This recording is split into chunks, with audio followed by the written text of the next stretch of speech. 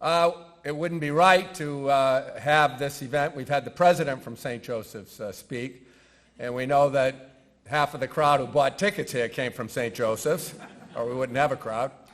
And but it is my understanding, at Michael's, of course, insistence, that some students wanted to come up. I'd like to call up Amy Smith, and I think she has a few of her friends. I don't know if they're here for moral support. I don't know if they're the ones who wrote the ratings I read of him online, which were much different than the letters that the president mentioned. But Amy Smith, please come up.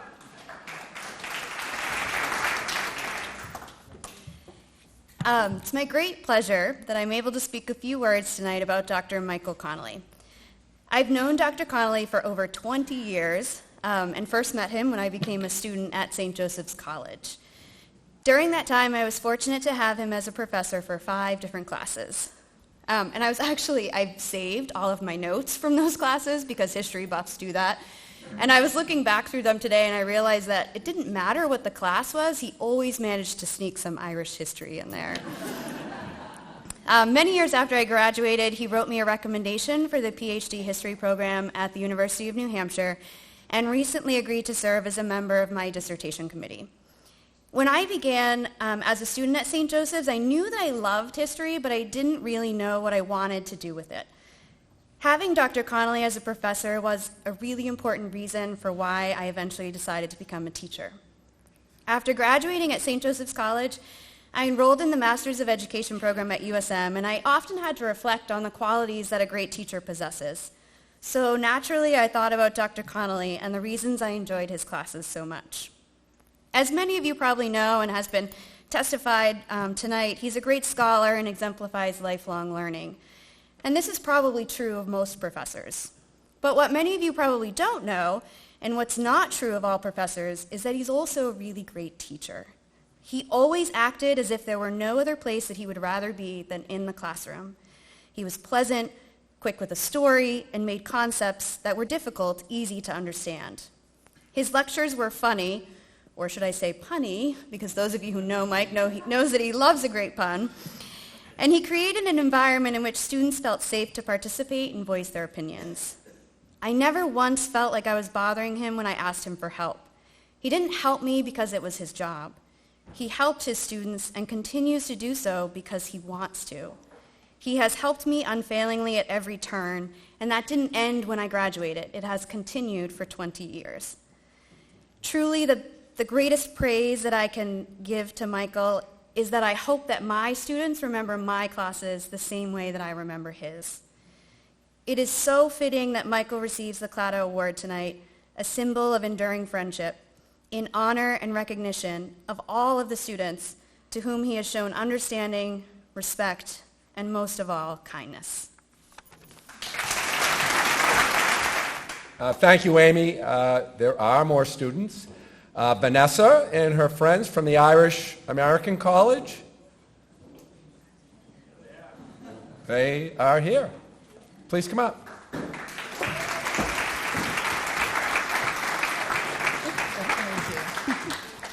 My name is Vanessa Hale. I'm with several of my friends where we studied abroad with Michael in 1990, and your past has now come back to haunt you. So I'll turn it over to Anastasia.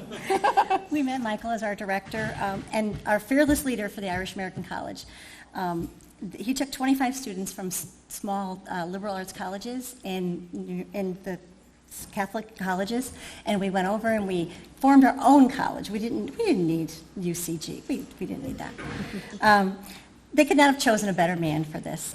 He was always enthusiastic, and that's what we take away from him, this exuberance that, I mean, can you imagine being in Ireland with Michael Connolly? It was like Candyland. I mean, it was wonderful. He was always there for us. We were homesick one night, and Michael opened up his apartment to us. We baked cookies all night. It was a big event, and it really brought us a little bit of joy from home. So we'll always be thankful for your helping us through some tired times, and it's fun. We had a memory What? He chaperoned us. We went to Connemara. He brought us to Tralee, Belfast, Dublin. He went us through the wild Atlantic Way, where he almost got us killed on Connor Pass. Thank you, Michael. He took a bus that was too big to navigate the hairpin tours. And we didn't realize until later that he was more scared than we were. He said, I thought we were going to get killed. We went to Belfast with him. He knows everyone, so he was more than happy to bring us around. We were his girls. We were young back then.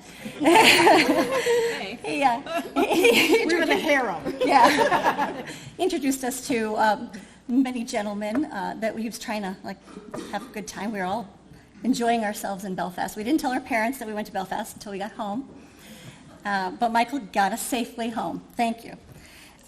There's one story. We were in Tralee, and the funniest memory is when a bathroom flooded in a B&B we were staying in.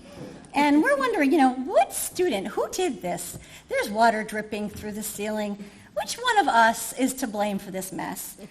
Lo and behold, we found the good Dr. Connolly in the hallway in his towel, locked out of his room. There's a vision for you. Take that one home. The housing that Michael chose for us was a little circumspect. We shared half a seminary with the future priests of Ireland.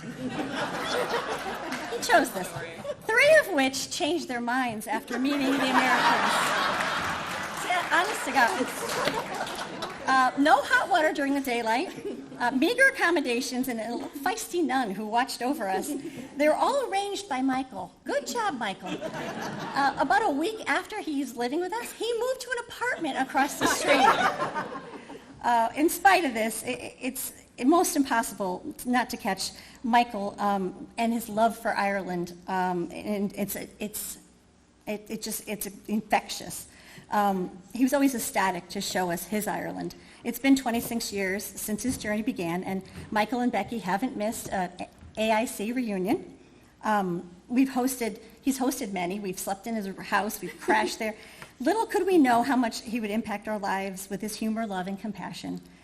Quite simply, Michael Connolly has made each one of us fall in love with Ireland, and will be forever grateful.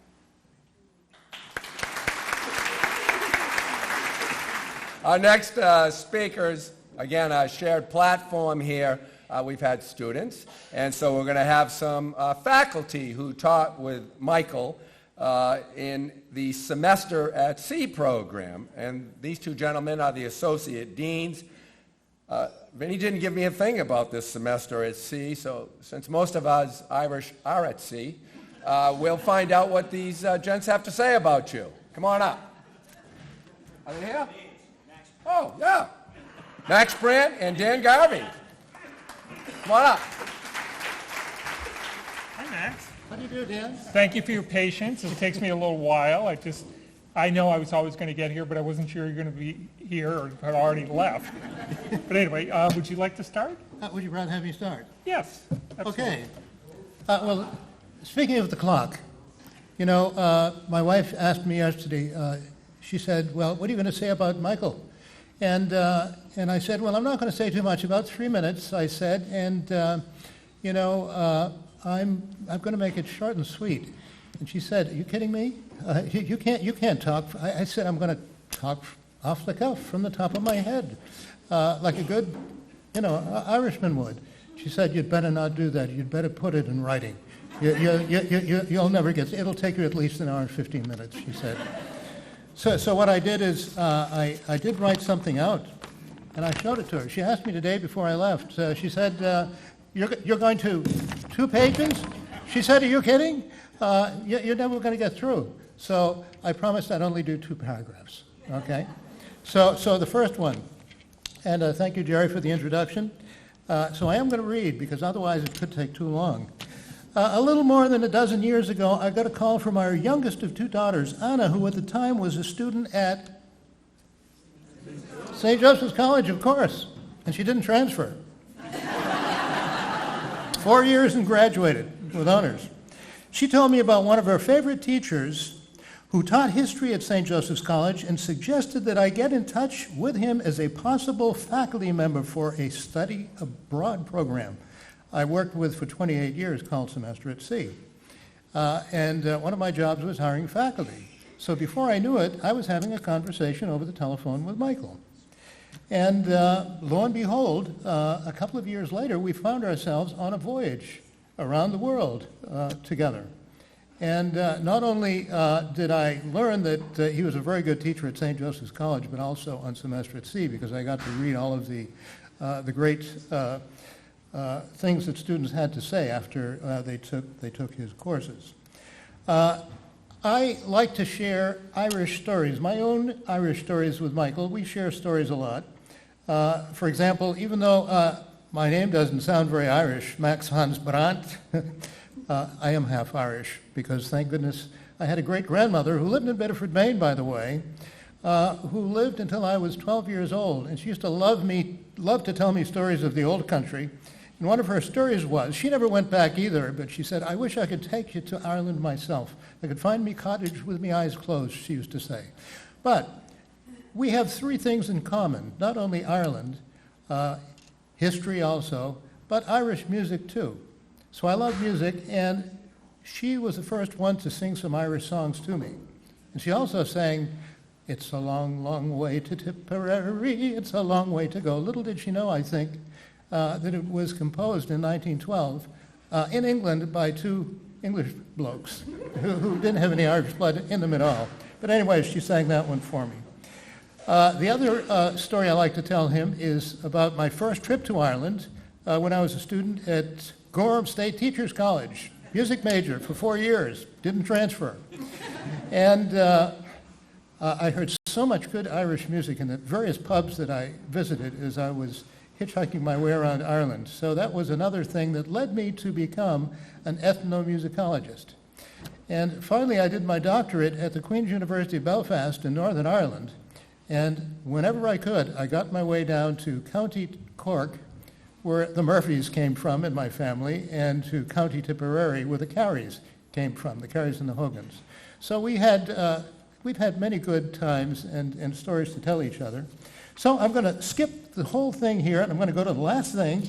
I can't begin to tell you about the good times we've had sharing Irish music together at the Cayley performances here and in Portland and all over the place, and at Semester at Sea get-togethers with our shipmates who live here in Maine. I'm so fortunate to be part of this award celebration in honor of Michael Connolly this evening.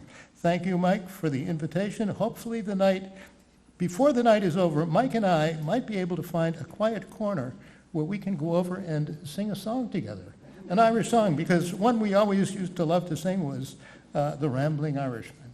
So we might do that tonight. Thank you.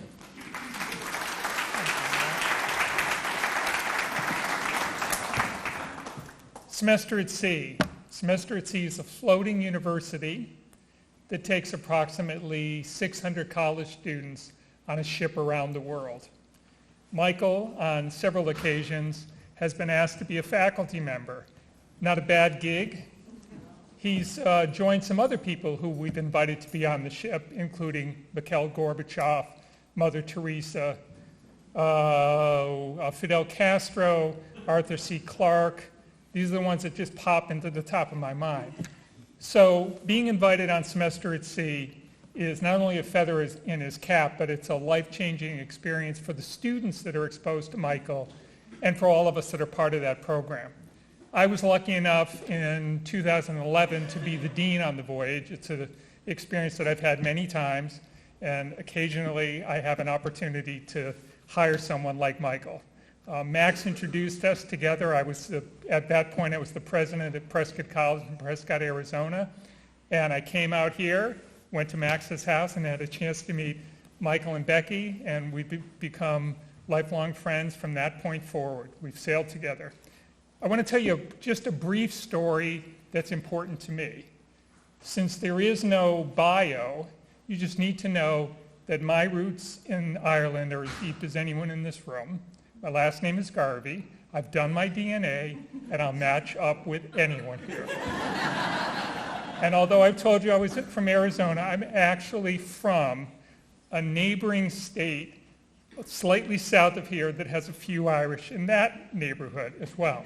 So I get all of this. But I want to talk to you about a woman named Sunny Lee. who sends her regards.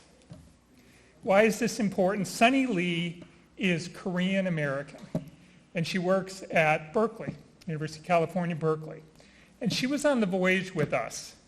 And before I came out here, I was talking to Sunny, and I was telling her that I was going to come out and say a few words on behalf of Michael and this wonderful award. And Sunny told me something, again, that she had told me when she was on the ship. Those of us in this room, we live in the Irish bubble. We know the stories. We know the songs. We've had to define ourselves in the opposition to things and in favor of things. We've had to tell people that we don't all walk around singing Who Threw the Overalls and Mrs. Murphy's Chowder. It's not our favorite song. That sometimes St. Patrick's Day makes us a little uncomfortable because not everything that goes on during that wonderful celebration is what we are most highly identified with. Sunny reminded me that she had no understanding of who the Irish are. She grew up as a Korean American. There were no Irish stories. She had no idea who they were. In the same way, we don't really talk about those funny Laotians. You know, oh my God, I love those people from Romania. We don't have she doesn't have any stories. So she had no idea what St. Patrick's Day was until we were on the ship together. Michael became the iconic version of who someone is who happens to be Irish. And for any of you who know Michael, you'd have to agree that as far as we are concerned in all of our clans, some of us are better than others, but there are none that are better than Michael. Thank you.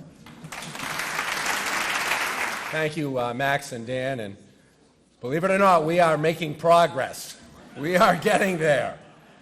Our next speaker is Sean Costello, a Gaelic singer. Sean runs Sean Noss runs Montaras, which is an educational and community development company in Connemara. He flew across the big pond to be here with you and all of your friends. Sean, come on up.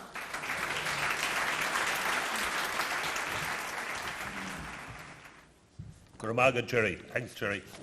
That's the first time I was called Sean Costello, I'd say, in about 55 years, but no harm.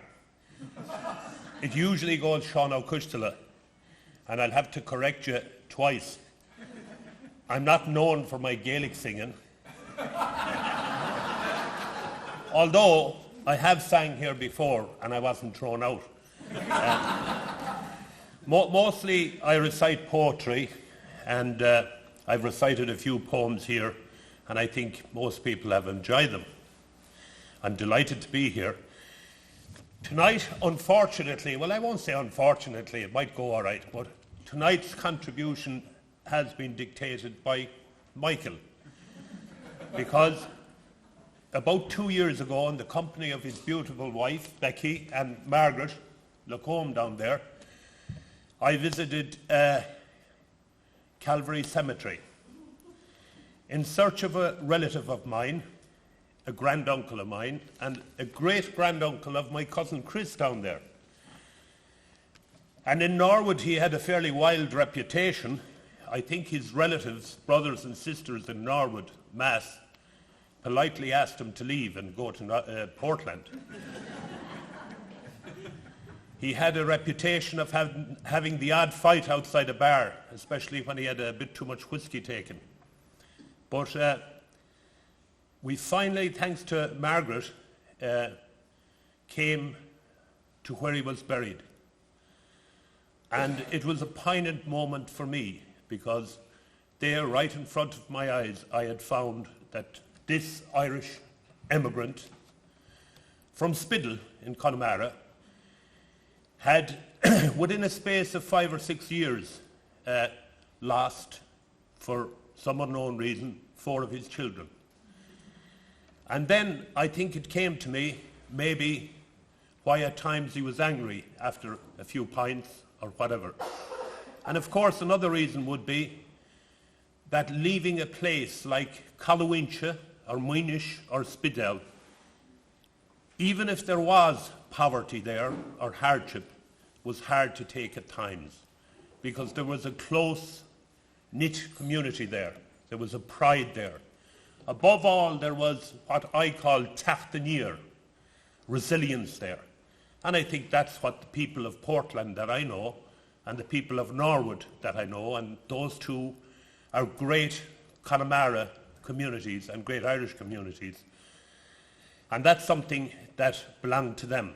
So in a long-winded way, and I'll be short-winded now, tonight's contribution is going to be dictated by Michael because he then showed me where his people were buried, and I broke into a bit of a song. And he liked the song, so I'll give it now.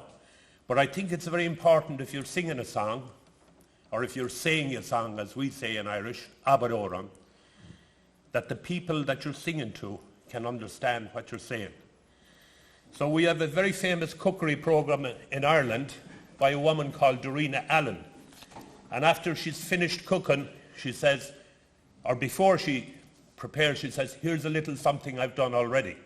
So what I did on the plane over, I think, I wrote an English translation for this beautiful song from the Carna area. And I'm going to sing it for especially for Michael tonight. It's a song, I suppose, about somebody who has passed away or is about to pass away and wanted to be buried in the place they were born, which was, in this instance, Carna or Muinish. Thosoma. And afterwards I'll give you the English translation and then present it to Michael. Amen. Trileke warge no schläft wado hier.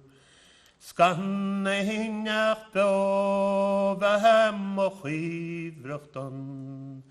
Achen reinach lassen frioch. On schnacht de wen was saram. San rira wodachim. Smeve ko rale motamin bon.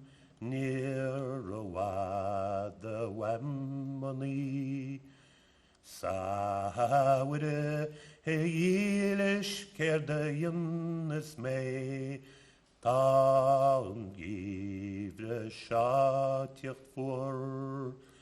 Sawide heilish kerde yunnes me lesh taksha sawilon.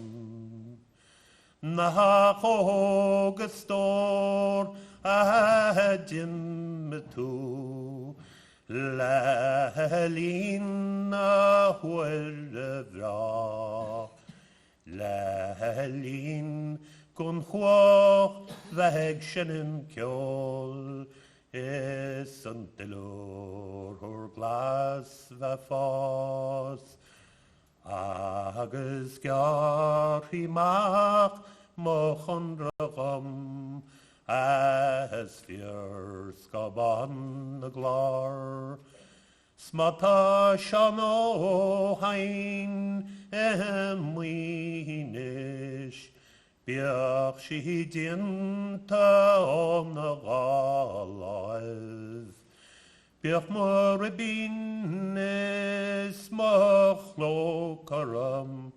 Lekker gori as fui mchan, as bertrur banog or leefde an, la machine oskin klar, is a mer machlan samale an the hodwain chabas.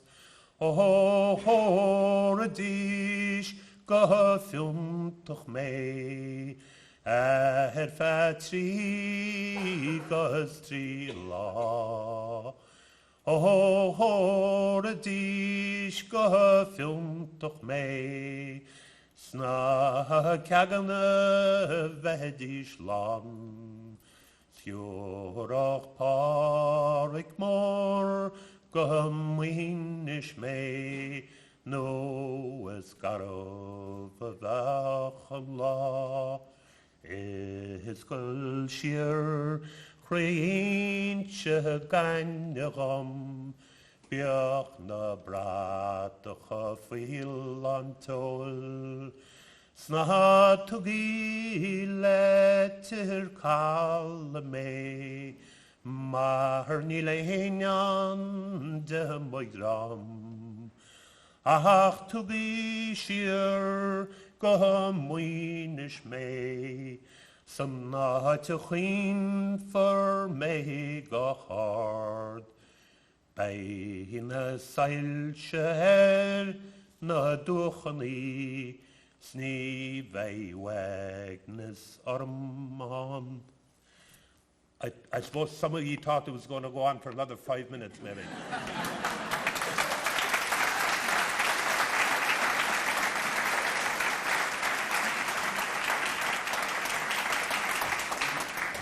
I think it's very rude at times if you can speak a language as fluently as I can speak this language now, that you don't share it with people, but especially people that this language once belonged to.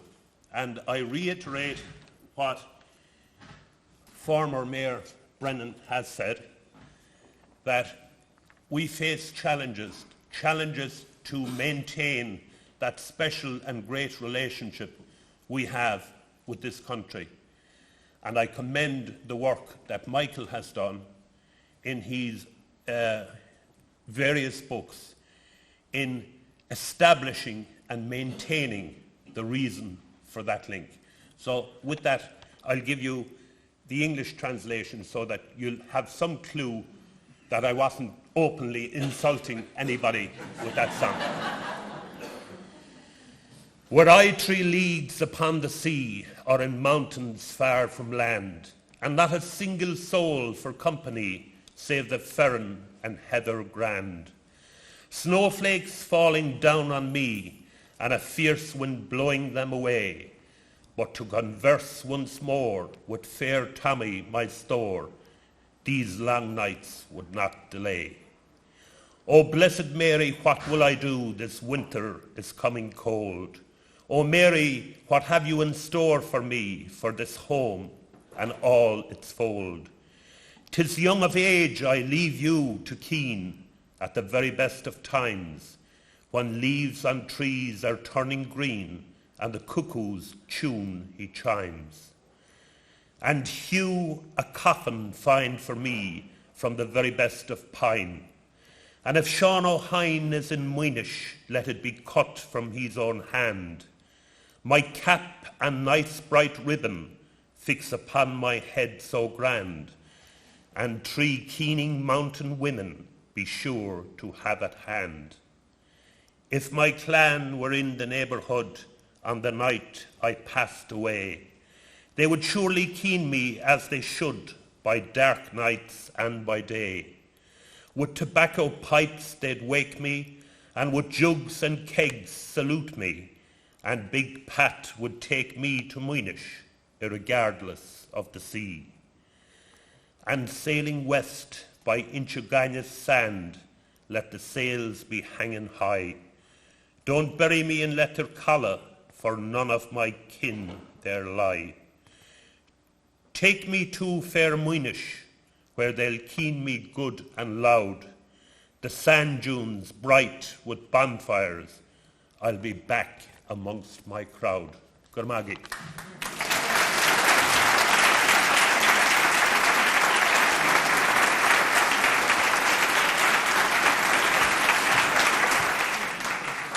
Thank you, Sean.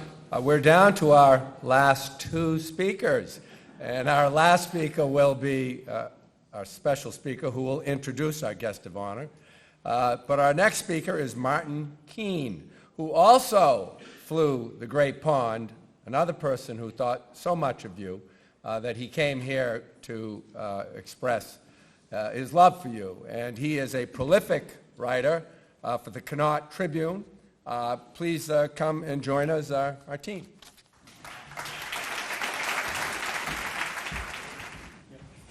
Gymani Jeev, Agus Balayeri. That's the old blessing when people come into the houses way back at home. And that's what Michael Connolly met when he went to Calathinish way back in February of 1973, Michael, I think, when he found his home and his relatives way back in Carna in the far west of Ireland. It's more on the nod humsa, inshallah. Tá mai baintach le tinsna no project is that the unod Cuimhnacháin na Nimmerkirch, the Immigrants Commemorative Centre in Carna and the far west of Connemara, as I say, far west from Galway town. I don't know if Sean has that song. I'd like to hear him singing that one as well. I think it's called the Connemara Rose. Anyhow, the night is long, as the Master of Ceremonies has reminded us on a number of occasions. This bhualam fleishin rá gur áilne rud é anseo Michael le ceall, Becky, Mary agus Peter. Michael, Becky, Mary and Peter. And of course the other relatives and friends who come near and far, relatives and friends of Michael Connolly, his professional colleagues and others. Now I know that Sean gave us Oran Wincha, where my own roots are deeply established in the sand. And I know we had, as well as that, a few messages from politicians, read by people who can read much better than I can. But there's a few from near and far that I got myself. I just took it down very quickly, and you'll kind of forgive me if I go through this. I'll go through it quickly, Master of Ceremonies. Hope it's not too disjointed. Michael, many thanks. Your wisdom has been made known to me, and indeed I've known it myself over the years. I've heard of your reputation, and I am so glad that you share my ideals and my political views. I'm also glad that you've spread the word amongst people like Maureen Kyan and others in Portland. Many thanks for your contribution of €2,327, signed Donald Trump.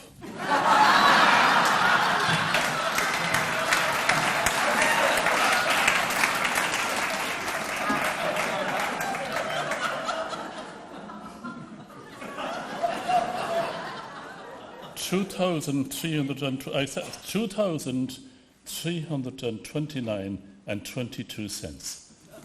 Okay, Michael. I don't. That's it. I hope I read that correctly, because I only got it in at the last minute tonight. Somebody said, some of his students mentioned that Michael, that the place he likes best, that the place he wants to be is in the classroom. That he wants to lecture, tell people about history, about Ireland, about the world, to go on the great ships and sail the seas and talk about history. And I'm sure indeed that he is a great teacher, because he's a great talker and a great communicator. But I've news for you. I'm from Carna, far west from Galway town. And I'd say Michael's favourite place in the world possibly is a place called Tivorod, Morden's Pub in Carna. And Michael, frequents, he goes to Morden's Pub like all of us, and, passes the time. Now, I'd just like to mention in saying that we have lost a great friend in that little place far west of Galway town, and Michael and Mary and Becky knew him well, and that was poor Joe Poliapico. Many people here won't know who Joe was, but he was an Italian-American, and he was married to a lady from Moynish, where so many of Michael's relatives are. And Michael and he were great friends. And Joe, for some reason, well, I know why it was. There was a local policeman called Martin O'Greef. I'd like if Martin was here tonight, because indeed he's a great friend of Michael's, and we talked to him earlier today on the phone. And Martin spread the word that Joe was a judge.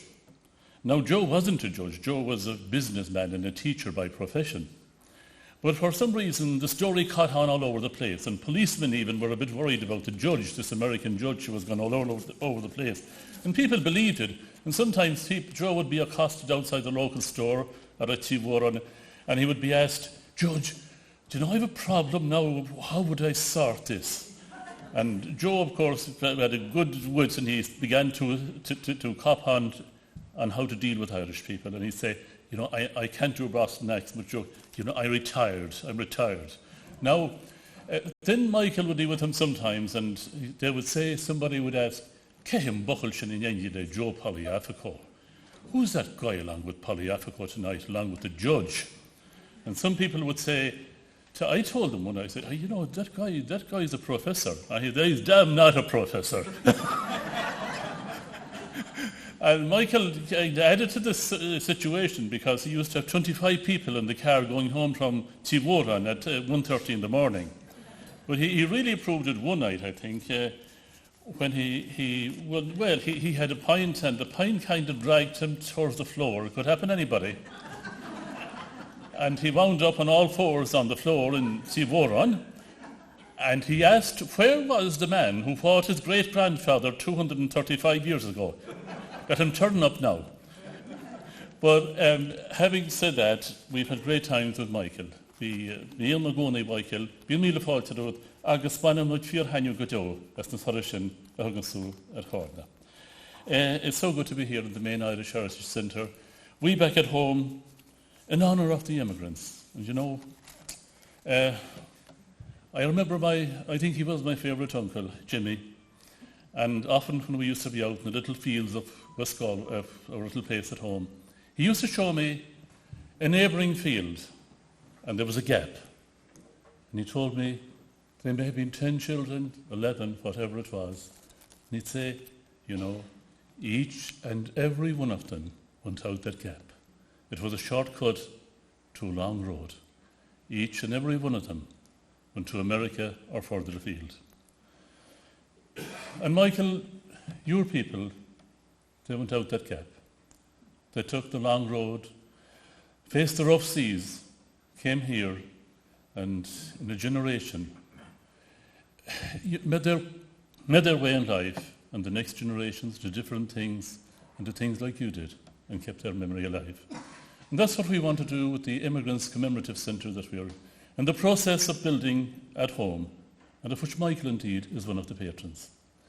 And we have a link with the main Irish Heritage Centre, and we hope that link develops in the future and produces connections between us that will live even when we are gone. And when I heard was it Mayor Brennan talking there about the way that the news or the story of how Irish immigrants made their way is being focused into the future by Michael, I couldn't agree more. And I think it's a marvellous thing. And those immigrants, when they went out that gap in so many places, they just didn't go and leave us all behind. They sent back money, they sent back parcels, they made Christmas better, they made life better. And Michael Brennan and Michael Connolly and the Governor, all of you are part of that. And we're very proud of you. And long may you prosper and spread the story of Ireland in the United States. Michael, I began to know about Maine, just like the Governor and others. When I read the book you edited, they changed their skies. And you know, back at home, they changed our skies too. Garamil Mahaki, Uskamarato the Nuet.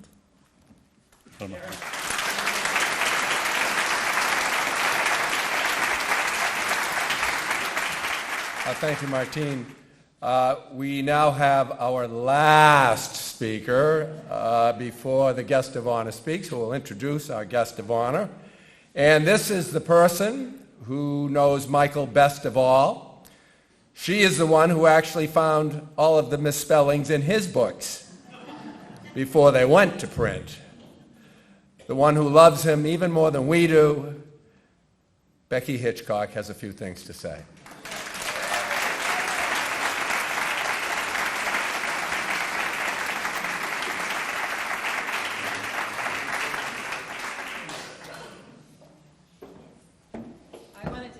stairs because I wasn't about to hike up my skirt and come up the front of the stage like everybody else did. What a night this has been. It's been wonderful for us, all of us. I'd like to start by saying Gormi Hamakat, Gormi Lamahakat, thank you in Irish. Thank you to so many. To Vinnie and Mary and Pat, and to all of the people at the Irish Heritage Centre, staff, and volunteers. Thank you also to all of our guests who came from literally across the ocean. Many have driven many miles to be here tonight. Thank you also to St. Joseph's College. And to all of you who are here, to the videographer, to the sound crew, to the caterers, and to all of you who are guests, we very much appreciate your support of the Maine Irish Heritage Centre and our celebrations tonight.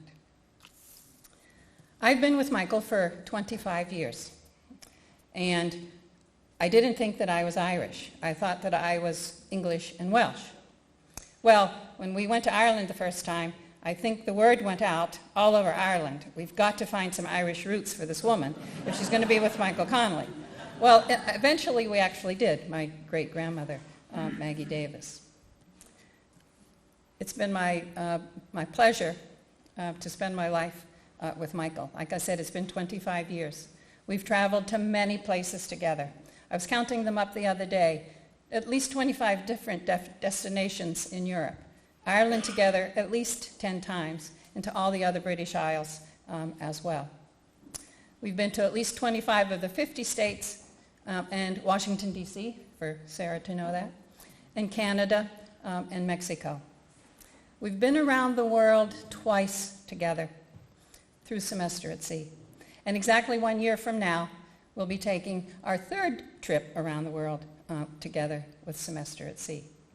So I know a lot about Michael, and I think it's been clear to the stories and the testimonials that we've heard tonight how Michael's lifestyle and core values represent integrity, friendship, scholarship, and kindness.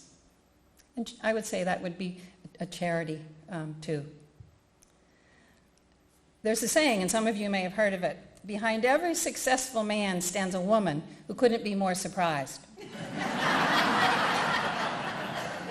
Actually, I'm not at all surprised being with Michael. I'm actually quite proud. However, I do have some things that I am curious about. One of those is, and I wonder sometimes how a man who has written 4 books, who presents at international conferences, who teaches at the college level, doesn't seem to understand that you don't wear plaids and stripes together. I also don't understand why he hasn't copped on yet to, at least this would be true for people in Maine, you don't wear sandals with socks year-round, especially if those socks have a hole in the toe or the heel. I had to hide those sandals tonight so that he didn't come with that. Michael's had a lot of nicknames and a lot of titles. First was Michaeline as a little boy. He was a big brother. He was a house painter. He was a taxi driver. When he went to Ireland, his nickname was the Tall Lanky Bullocks, and we don't have to go into that. I also learned recently that the students at St. Joe's have been calling him Mr. Rogers. That's because every day of the school year he wears a sweater. They don't realize, or they haven't learned, and maybe you can take the message back to them, that all the men in Calawintia and Carna wear a sweater every day. So his wearing those sweaters is just his Irishness coming out. Nobody's mentioned that Michael is an avid sports fan. He loves the New England Patriots, Boston Celtics, and of course our dear Boston Red Sox. A couple of years ago, the Maine Irish Heritage Centre asked Michael if he'd represent them throwing out one of the first pitches in the game. So he got all excited about that. He got his green T-shirt that had Boston Red Sox in Irish on it, just like the one that Claire had on in one of the pictures. So he got up on the pitcher's mound and he got, the big wind-up that you do for throwing the pitch, and he threw it as hard as he could, and it bounced. Twice. And it rolled across home plate. So he's a good fan, but he's probably not going to make the Sea Dogs team. I think, too, that we've learned that Michael's had a number of titles, as I mentioned. Sometimes he doesn't hear some of the same things that I do, and I've heard people kind of under their breath say things like weirdo, or geek, or nerd. And I think those could be balanced with some of the titles that we've heard tonight, which would be scholar, and musician, and friend. And those would be remembered much more, I think, than some of the ones that we've heard, or that at least I've heard, under their breath. I'm very pleased to be here. We are very happy to have shared this evening with you. I would say it would be fun to do it again, but they don't give the same person the Claddagh Award 2 times. And they will probably never give another one to Michael, because he's kind of broken several precedents tonight. But in closing, I'd like to invite you to stay a little bit longer, and we're going to have some traditional Irish music. Back in Ireland, when they close the pubs, the pub owner will say things like, "Have you no homes to go to?" Now, you're probably all saying, when are we going to get to go home tonight? But they also say something, Slán Abhaile, which means safe home. And that's the greeting that we'd like to leave you with tonight. Slán Abhaile and Gor Mia Machagat. And to Michael, Dordam Leduv, Bini Tu in a crick. Thank you.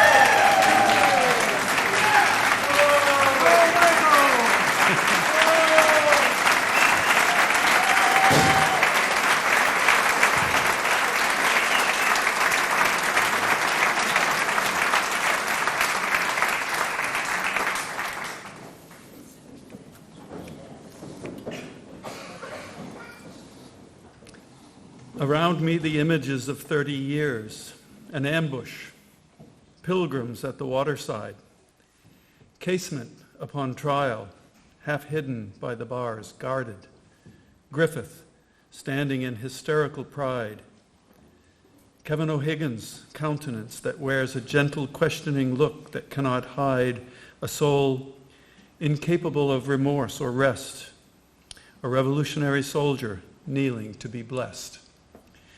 These are the opening words to one of W.B. Yeats's best-known poems, The Municipal Gallery Revisited.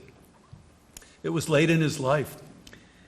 He had just gone to the Municipal Gallery, not for the first time, but he pondered on all the images that were there. These were people that he knew, the powerful, the movers and shakers in Irish history. He knew them personally. He wrote them in his poem. Tonight, I feel like when I look around in this room that I'm as lucky as Yeats. I look around and I see family, I see friends, I see colleagues, I see people who I have shared my last 30 plus years with. They're not images on the wall, they're real, they're here, and they're you. And I can't thank you enough for being here. Thank you so much.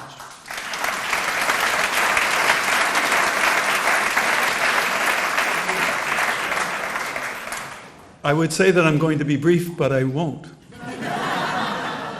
Because I do have a few things to say, and I'm going to say them. First and foremost, my family. It comes down to that ultimately, doesn't it? In memory of my mother and my father, Peter and Mary will share this with me. They're with us tonight, for sure.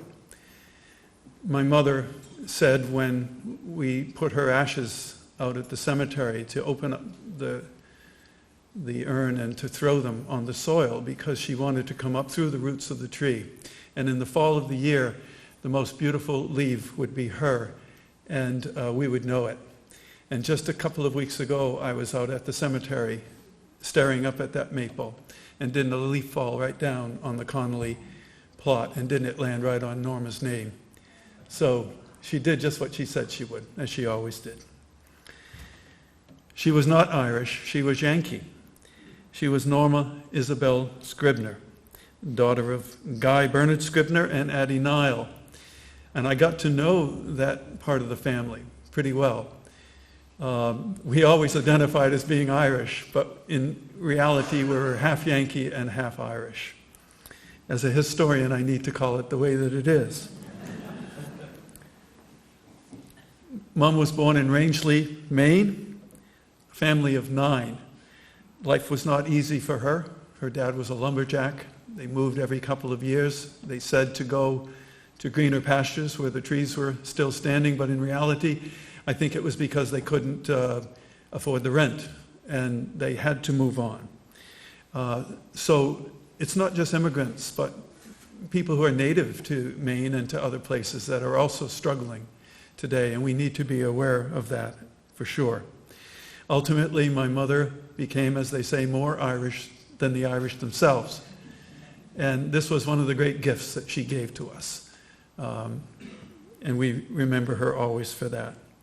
Our dad, Michael Francis Connolly, Mary's middle name is Francis, son of Coleman Connolly of Calafinish, Calawintia, as you've heard many times tonight. We have many people from Calafinish here, and we're meeting new ones all the time. The newest hire at St. Joseph's College is a Connolly from Calafinish.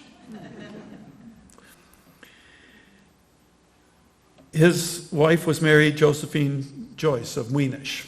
And thank you, Sean O'Costela, for that wonderful rendition of Our An Wisha. Beautiful. And when he sang it out at my great-grandmother's grave in Calvary, as the song goes, "O'er my grave shall warmer, sweeter be."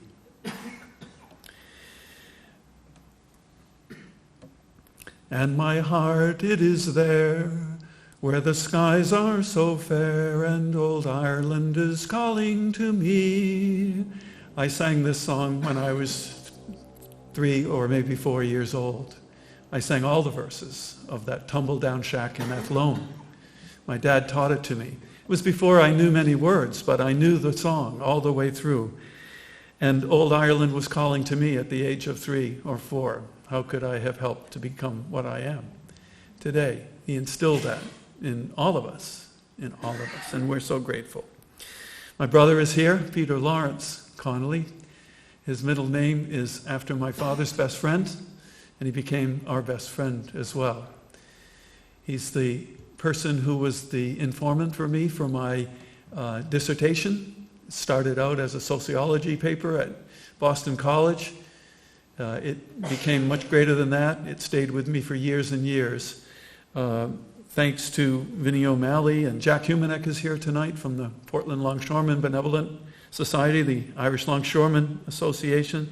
I was able to turn that paper into a dissertation and ultimately a book.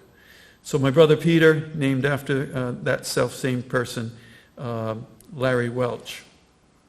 My sister is here tonight, Mary Frances Connolly. And the most important thing I think I can say about her is the way that she cared for our mother in her time of need. My brother and I can never thank her enough for what she did for my mother and for our family. Also, she serves as the referee in our family whenever it's needed. She's the one we trust. My Anam Kara, my soul friend for 25 years, 30 years maybe, Becky Hitchcock. Her son Daniel and wife Catherine from Yarmouth are with us tonight, and we're so happy to see the wonderful lives that they are building for themselves. My extended family is sitting here right in front of me, just waiting for me to say something about them, and I will. Peter's wonderful wife, Sherry, Mary's wonderful friend, new friend over there, John, my nieces and nephews, Aaron, Patrick and Bridget, Brendan and Calissa. A special shout out to little Calissa. Who scored a goal today?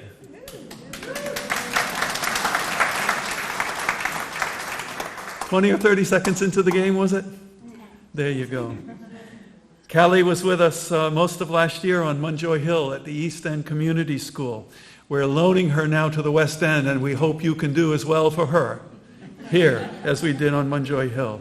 It's been great and wonderful for us. She's brought a new spirit into our lives.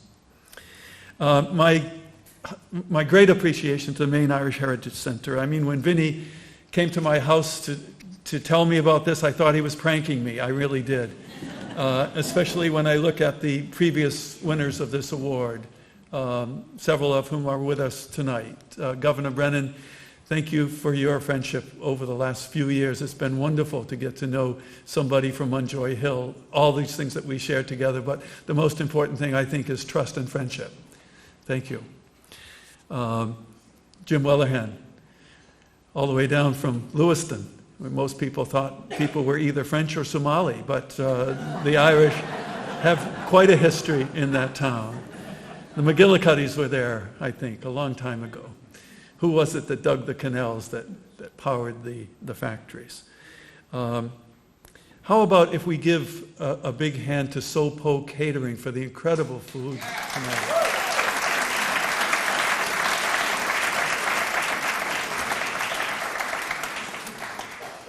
So I'm humbled again by all of those who preceded me with this wonderful award, but I would like to make a nomination. I would like to say that there's so many others that would deserve it equally, and some of them have been mentioned already. I'm reminded of a quote, if I didn't say something philosophical tonight, my car share person over here, Chris Calloway, would make a comment of it. So I'll quote Aristotle. Dignity does not consist in possessing honors only, but in deserving them. So let me mention a few people, if you would. Mary McElhaney, Vinnie O'Malley, Pat Dunn, Pat McBride, Matt Barker, Maureen Coyne Norris, Deb Jellerson, Ellen Murphy, Margaret Feeney Lacombe, and so many others. You all deserve this award as well.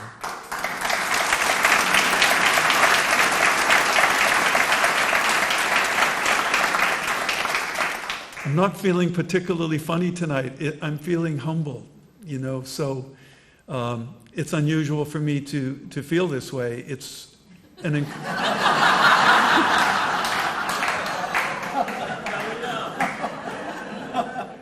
unguarded moments are usually the moments of truth, I suppose.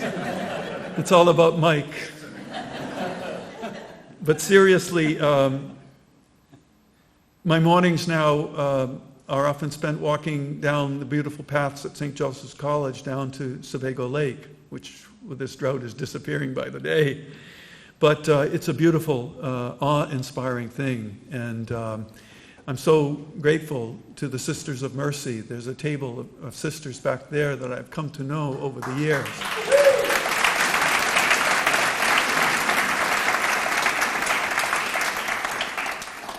The college has given me a place. This is my 33rd year. My brother said to me many times, when are you going to start making money out of teaching?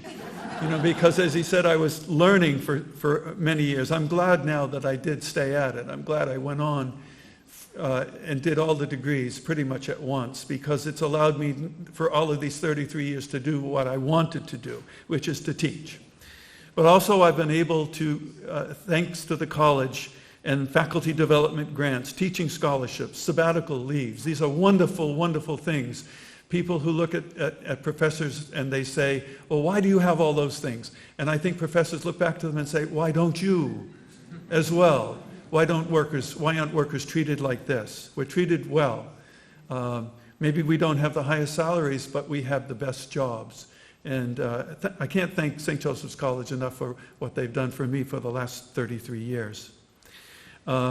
We have some of our administrators here tonight, the president that you met before, Jim DeLugos, the Chief Learning Officer, Michael Pardalis, Dean Patricia Ireland, Joanne Bean, who organized all of this. In particular, I have to say I'm so pleased to have around 20 of my faculty colleagues with me tonight. Thank you so much for being here, colleagues.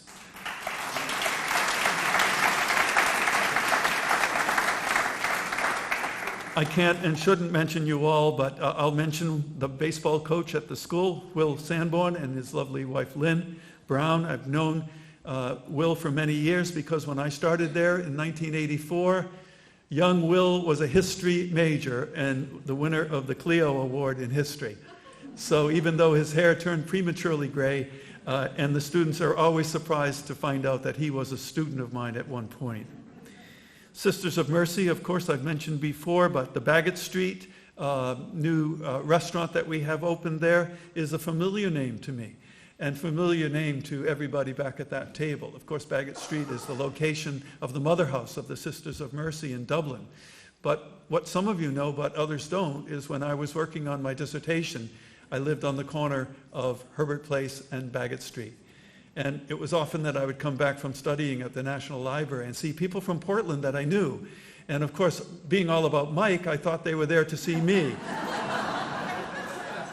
But it was Catherine Macaulay and what she did that attracted them there to that place. So I was so fortunate again. My colleagues, Steve, Bridge, and Camilla, we share with you your great joy in the news that you just conveyed to us yesterday, and we wish you all the best in starting a new family. We couldn't be more happy.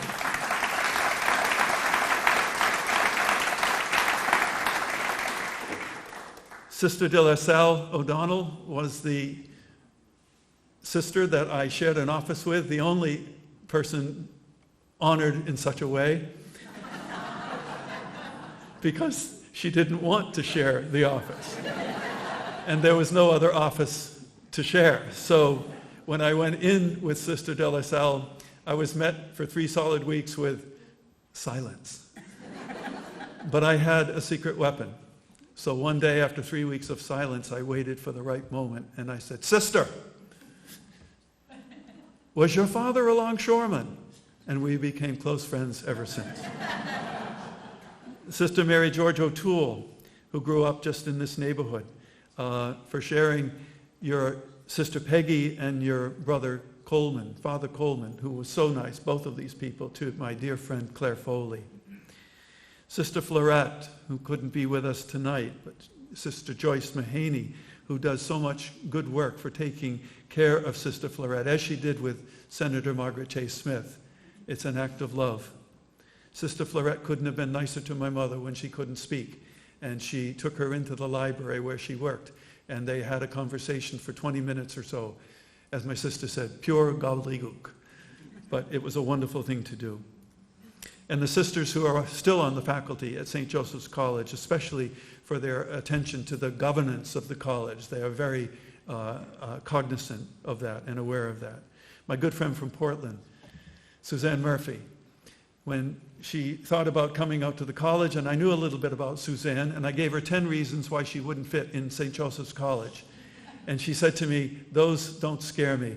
I'm looking for a change. I'm looking for something new." And she's been with us ever since. And now she leads the Study Away program. And the number of students that we are sending abroad is increasing almost daily. It's wonderful. I hope they don't transfer. You met Max Brandt and Dan Garvey. These are the two people that allowed me to see the world. Semester at Sea is an incredible program, a wonderful program. I have to make special mention, as Max did, to his daughter Anna and her husband Corey Abbott, because without them, he wouldn't have known me, and without that, I never would have had that chance, and I wouldn't have met Dan and Barbara either. So these are Mainers. They identify with Maine. We get together with Jack and Ann Thompson every now and again, and we have a grand time talking about traveling the world. James Joyce in Ulysses wrote, "To learn one must be humble, but life is a great teacher." Education has opened my eyes. It's made me come alive. I wasn't the best of students all the way through school. I was into sports. One person who heard that I was a doctor said, "No, I mean the Michael Connolly that was the jock." He didn't believe it. But people change. People embrace things that come along. When I heard Irish history spoken of the first time in Ireland, it just spoke a different language to me. When I heard people say H instead of H, I realized my father did not have a speech impediment. I did. My students, the reason that I do what I do, Amy Smith, and we're going to work all the way through for her PhD, and she's going to earn every bit of it.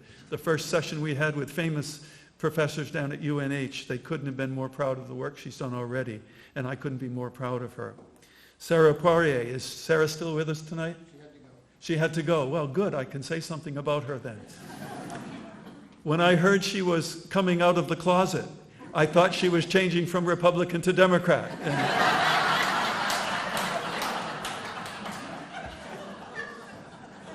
And I didn't know what had happened in Washington that I couldn't do for 4 years at St. Joseph's College. But what you don't know about her, perhaps, is that she's of French background. You would guess that from her name, Poirier.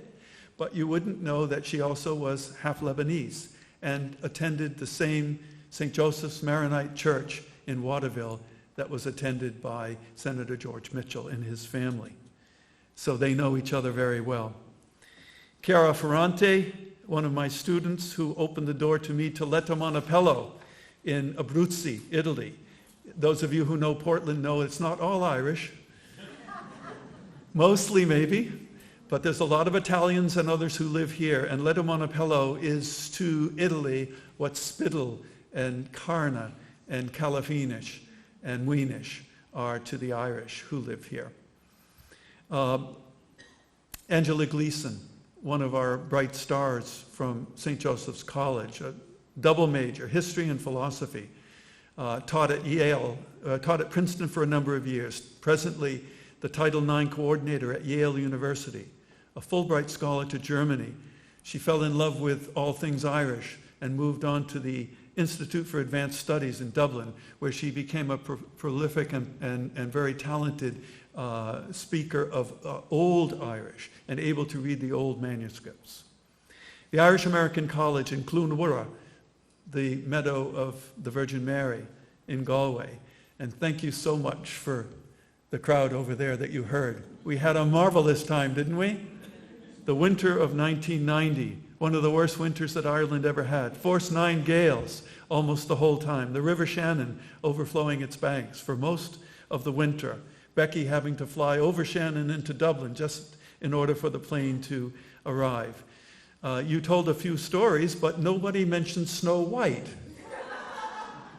I had to come home to do some administrative work over St. Patrick's Day, and lo and behold, these people took over and administered the Irish American College in my absence.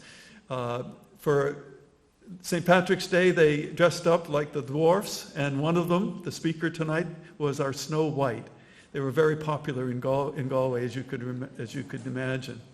Also, there was a certain race to the town of Limerick, I believe, where they all dressed up and they paired off in 2 by 2 to see who could get there first. Everybody knew that the girls would get there before the boys, but it was not so, because the boys used their noggin.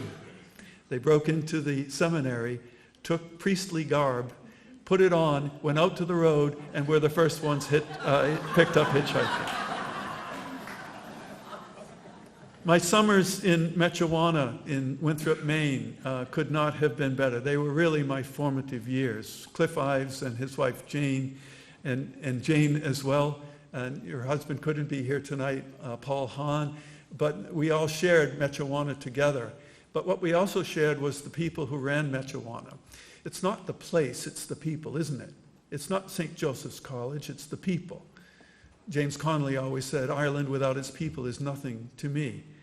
And in memory of Mr. and Mrs. Gus, Eleanor and Maynard Gustafson, like second parents to me, and I think for all of you as well. At one point she said to me, I think I was just maybe 18 years old or so, I think you're ready to be the cook. It was the only job that paid up there, and it had only been senior citizens up until that point. But she gave me the sense that I could do it, and somehow it worked. Some days fish sticks when I had to cover up for other things.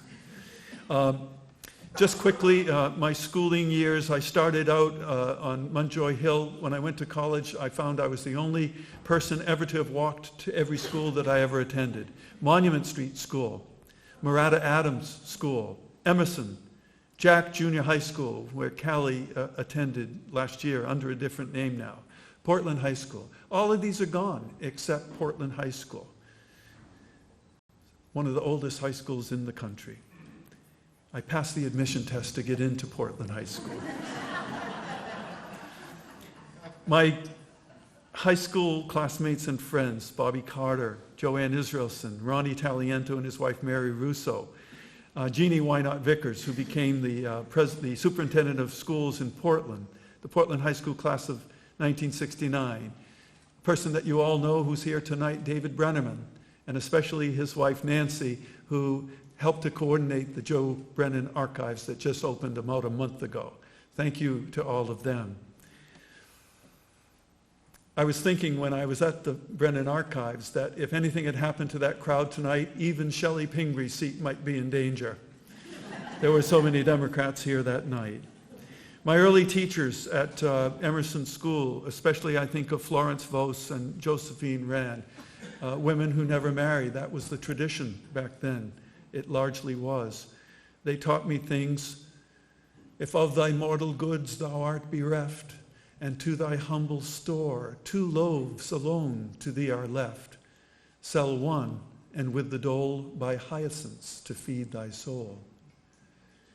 It's stuck with me ever since. I didn't know what bereft meant. I didn't know what a hyacinth was, but I found out. I didn't understand the meaning of it until years later, and I'm still saying it over and over to myself. These words are from the Sanskrit, ancient Indian proverbs, teaching us again that all wisdom is not American. It's not even all Irish. It can be found everywhere around. When I run dry, I stop a while and think of you. Does anybody recognize those words? When I run dry, or do you recognize? When I run dry, I stop a while and think of you. How many recognize that? Oh, one. Simon and Garfunkel, So Long, Frank Lloyd Wright. Florida Southern College, where I attended in Lakeland, Florida, half the college, 12 buildings designed by Frank Lloyd Wright. Truly an inspiration. And while I was there in my senior year, Dr. Hal Waters in the journalism school, I always thought of Waters as an English name. Claire taught me that it's O'Turushk. It's a good Irish name. And he wanted to study in Ireland and set up a school of journalism, so he took 25 of the students from the college, and we spent a wonderful year there, 1972 to 73. And that, of course, allowed me to meet my relatives. Trinity College, University College Dublin, where I got my master's degree.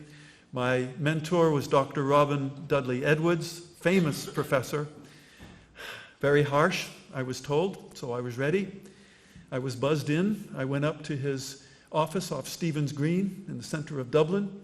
He sat at his desk with a long visor on and a light. He was doing research. He made me wait for over 5 minutes before he even acknowledged I was in the room. And the first words he said to me, I always remember, I don't like American students. They want to be spoon-fed. And I promised him that I wouldn't be spoon-fed and that I would get by on my own. And I think we got along quite well. But he directed me in the way that I should go, writing not about James Connolly, which I wanted to do, but the aftermath of the Easter Rebellion. And I was honored to be part of the commemoration earlier this year. While at University College Dublin, I was fortunate enough to play basketball. I was really quite good over there, not like at Portland High School. And while I was there and the men and women's team played together, I learned things that you learn off the basketball court. For example, when you're traveling together with the girls and boys team, and when you go to meet the opposite team, you go out to the pub and you spend time with them and you become friends with them. And the next day they try to gouge your eyes out on the basketball court. I learned the song, "Girls, when you're young, never wed an old man." And then I heard the words ding durum and philurum, and I didn't know what they meant. But I'd like to pay a special tribute tonight to somebody that was on that basketball team with me tonight. Hello out there in the County Clare. It's a long, long way from here to there. And there's two people I think here from County Clare tonight. Is Marion around somewhere? Could you stand for a second, Marion, my friend? And Jerry Dunleavy. Jerry. Marion said to me at one of the basketball games, "Have you ever been to County Clare?" And I said, "No. When I leave Dublin, I either go down to Kerry and Cork or straight over to Galway, usually Galway." And she said, "You're missing the greatest county of all, County Clare." And Marion, and especially her mom, Maureen, who I'm thinking about this evening, opened their hearts to me, opened their bed and breakfast to me, never charged me to stay there, let me eat breakfast in the kitchen. I've been called frugal tonight, and they enabled me. Also, Marion, thank you for donating the ballot box, which we still have here at the Maine Irish Heritage Centre from County Clare, that was probably used early on in the elections of Eamon de Valera. And Eamon O'Keefe has been here as well. So thank you for that. Quickly, I'll try to finish. Boston College, Joe mentioned, I was able to go to the Irish Studies program and complete my PhD. Adele Dalsmer and Kevin O'Neill were the leaders of that. Oil and water, Jewish and Irish Catholic, Yeats and O'Casey, Irish literature versus revolutionary movements. They were as different as two people could be. They openly argued and discussed things passionately in front of their students. All of us thought they were fighting with each other. It was what you would call a dialectic. It was a tremendous learning experience. They loved each other deeply with all their differences. And I got to meet Irish students like Maura de Butler from Moonavieag in County Carlow or David Buckley from Cove in Cork. I'm going through the gallery as Yeats did, and I'm almost finished. At USM, I got to work with Francis Bud McGrath. Even though he was a full professor and I was only adjunct, he treated me as a colleague, and he taught me a lot about that. I met Morgan Callan Rogers there, a wonderful, talented author who was here earlier and had to leave because she's doing a book launch again tonight. One time we were out on the Inishmore, the Aran Islands, and after we arrived, a fishing boat came up and hailed, "Is Tom Bartlett there?" Tom Bartlett was the Irish historian at UCG. He went on to UCD and then on to Aberdeen from there. It was his wife sending out the sandwich that he had left at home.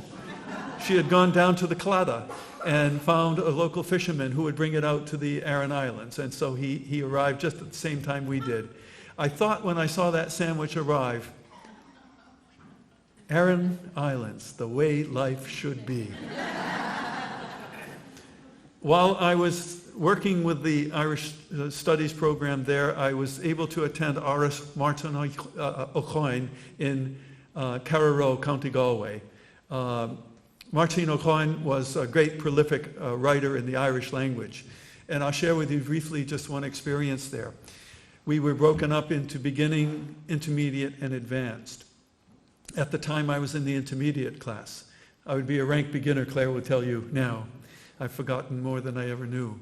But there was a student there from Brittany, and Brittany in France is one of the Celtic language regions. This student's name was Marie Lowe, and she spoke French and Breton. I spoke English. The only language we had in common was Irish, and we were both intermediate speakers. So it was a wonderful experience for us. We were able to communicate in a totally different language, but one that we shared. My connections to Galway were cemented the day that I met Babe Folin. It turns out that her mother, Catherine Connolly, and my grandfather, Coleman Connolly, were brother and sister. And I shared with Marcin the story earlier today. And thanks again to Marcin O'Cahon from Gowla, just north of Carna, and the work that he's doing with the Immigration and Diaspora Center. Thank you so much for that work that you're doing, Marcin.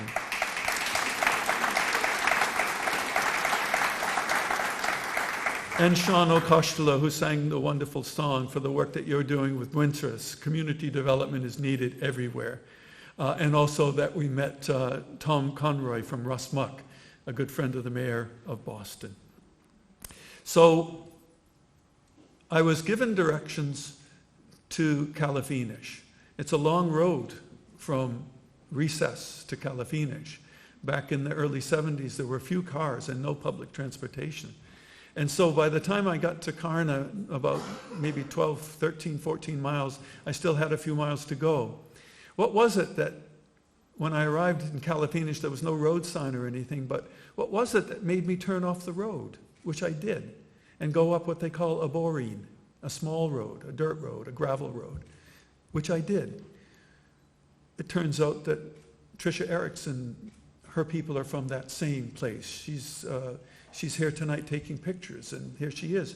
She's a Connolly from Calafinish as well, and the most recent hire at St. Joseph's College.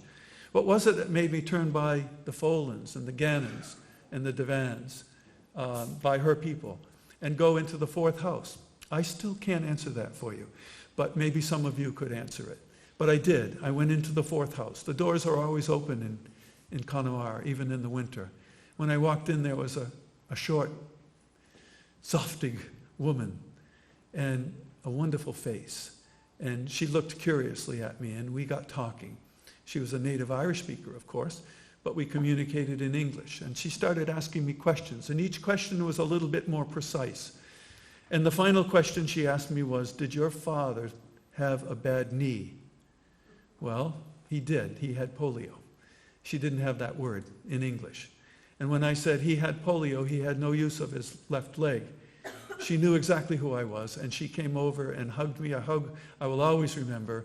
I think the same hug that Mary got from her, that she will always remember, in tears, and rightfully so. From that moment on, in meeting Babe Green in Weenish, my ties to that area were just absolute. So thank you all for being here. Thanks to Joe Brennan, Mike Brennan, all the speakers tonight. I really want to thank you as much as possible. For the musicians who are here, I think if they're still here, I think they might be playing a little music later on. Is Tom here by any chance? Where's Tom? There he is back there, the man from the film.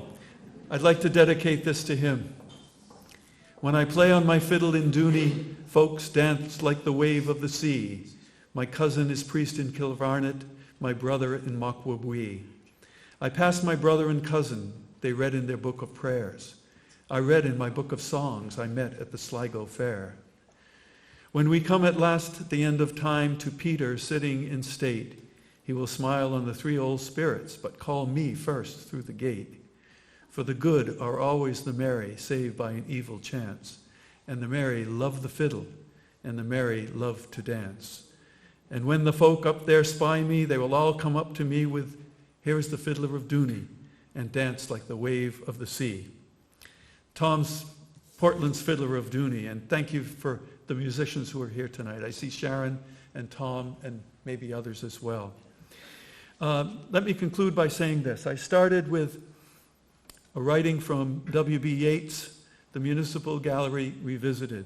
So wouldn't it be appropriate for me to give Yeats the last words as well, and see if you don't think they're appropriate to this evening. Before I say that, thank you so much to Becky for everything.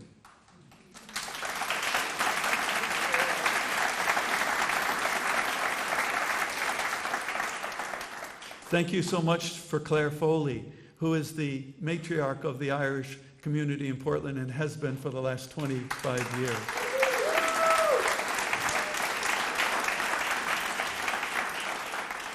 She'll be leaving for San Francisco soon, and she'll come back when the last of the snow is gone, but she's only on loan.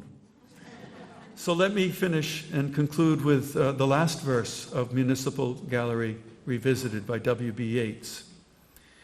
You that would judge me, do not judge alone this book or that.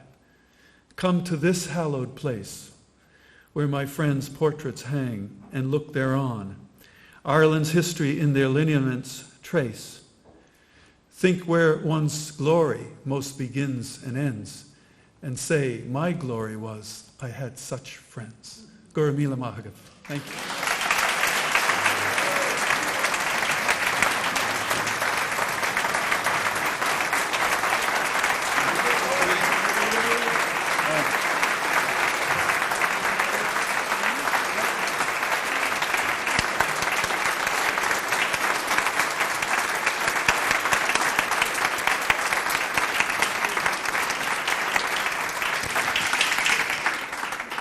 Michael, on behalf of the Maine Irish Heritage Center, we want to present you with the 9th Annual Claddagh Award. Vinny has your award for you. This is a beautiful plate from Craymore Pottery from County Clare, provided to us by Colleen Harrington Boland of Nora Nora, and from one Califinish person to another Califinish. Congratulations. And of course we couldn't do it without the food.